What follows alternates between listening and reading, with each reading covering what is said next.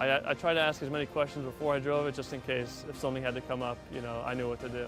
This car is old school where, you see what you get and the driver has to manhandle everything to get it out of it. And, that's what separates drivers and separates teams,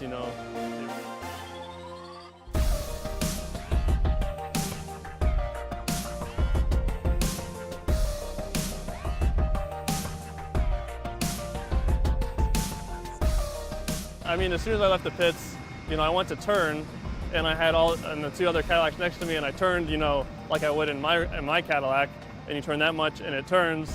And this one, you need to turn 180 degrees to get it to do anything. So as soon as I turned, I was driving straight at them, and I almost had a heart attack, which I thought I was going to crash right into everyone else. But everything with throttle response, brake response, changing gears, it's all different from what we do now. We've got paddle shift, carbon brakes, instant power when you touch the throttle.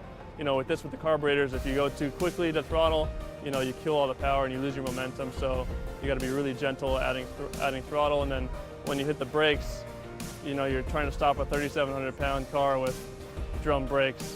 And I've never driven with drum brakes, so I found out quickly that they don't stop very well.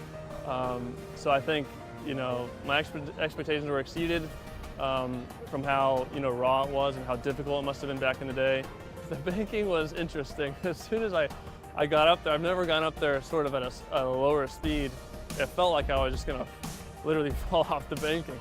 And when I went higher on the banking and I looked down, I realized like the door is down here and I could just fall off the side of the thing. And he's only got that one little seatbelt to hold you in. So it was intimidating, but when you're going slower and you've got so much body roll and so much weight, you feel the thing roll over and sit down on the left side, and it just, everything's exaggerated, so you feel everything that's going on.